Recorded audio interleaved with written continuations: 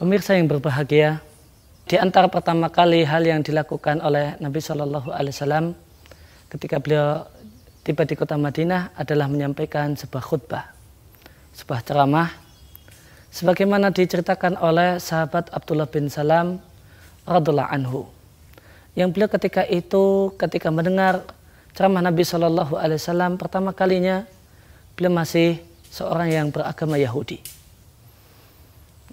Maka ketika penduduk Madinah menyambut Nabi Shallallahu Alaihi Wasallam dengan gegap gembira, maka Abdullah bin Salam termasuk di antara orang yang ikut dalam kerumunan banyak orang tersebut.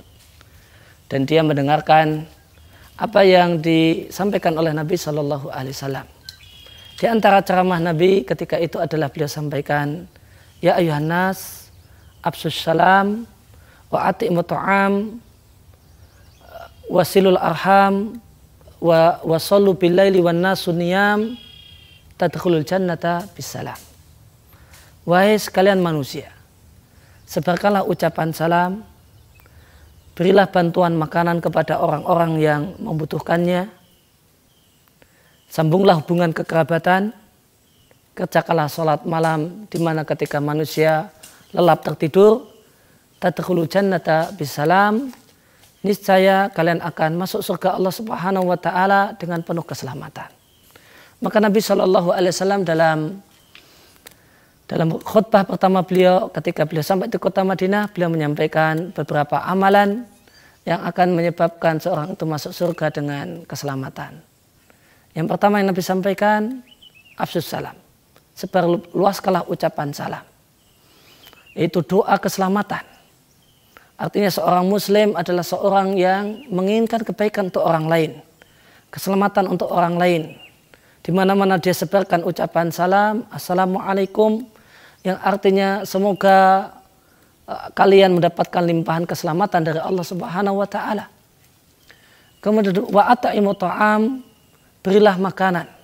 Bantulah orang-orang yang kekurangan makanan, yang kelaparan.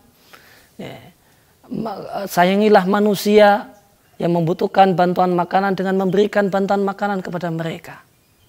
Wasilul arham, dan yang ketiga adalah jaga hubungan kekerabatan. Sambunglah hubungan kekerabatan, maka boleh jadi dalam bentuk berkunjung kepada saudara, boleh jadi dengan bentuk menelpon kerabat, boleh jadi dengan SMS pada paman, kepada sepupu dan yang lainnya, sekedar menanyakan kabar, dan, ataupun mengirimkan hadiah kepada orang-orang yang punya hubungan darah dengan kita. Kemudian yang keempat, Nabi katakan, kerjakanlah sholat di tengah malam ketika orang terlelap tidur, itulah sholat malam. Maka siapa saja yang mengamalkan empat hal ini, maka Nabi sampaikan, tadkhulul jannata bisalam, tentu kalian akan masuk surga dengan penuh keselamatan, kalian akan masuk surga tanpa gangguan, kalian akan masuk surga dengan mudah. Maka inilah empat amalan yang Nabi sampaikan yang akan memudahkan langkah seseorang untuk memasuki satu tempat yang penuh dengan kenikmatan yang Allah Subhanahu wa taala anugerahkan untuk orang-orang yang benar-benar beriman.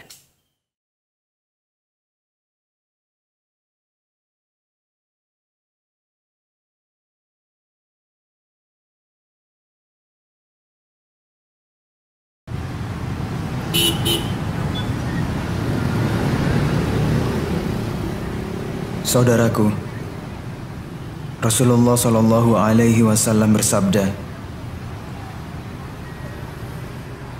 tidaklah halal meminta-minta bagi seorang yang berkecukupan dan tidak juga orang yang kuat.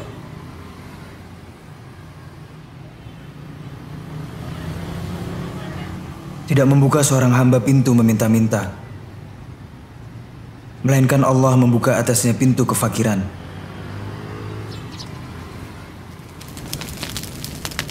Barang siapa yang meminta-minta bukan karena kefakirannya, maka seakan-akan ia telah memakan bara api.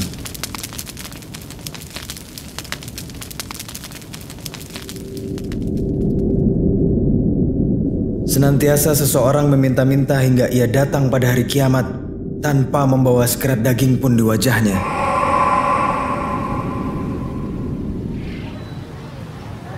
Sekiranya salah seorang dari kamu membawa tali lalu pergi ke bukit untuk mencari kayu, kemudian ia pikul ke pasar untuk menjualnya demi menjaga kehormatannya, niscaya yang demikian itu lebih baik daripada meminta-minta kepada orang lain, baik diberi maupun ditolak.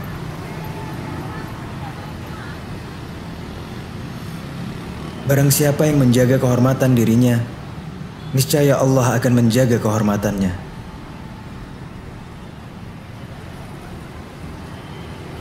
Barang siapa yang merasa cukup, niscaya Allah akan mencukupinya. Ridholah dengan apa yang Allah bagikan untukmu, maka engkau akan menjadi manusia yang terkaya.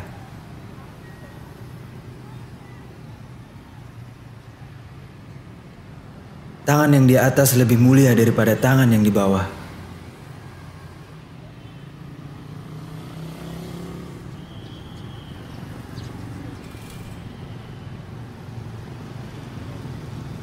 Ya Allah, aku memohon kepadamu petunjuk, ketakwaan, penjagaan diri, dan kecukupan.